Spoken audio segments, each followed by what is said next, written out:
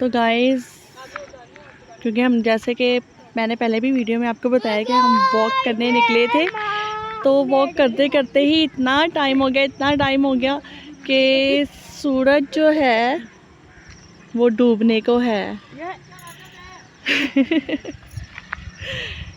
तो बहुत ही खूबसूरत डूबता हुआ, अभी सही तरह से ना नीवा नहीं हो रहा, अभी ये जो है ना थोड़ा ऊंचाई है।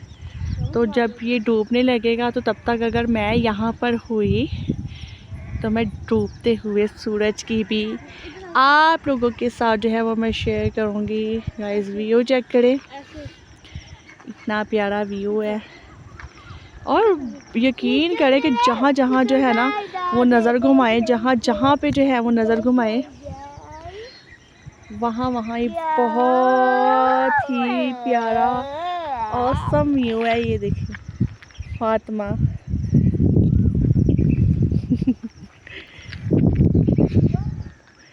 और वो लोने आप भी है।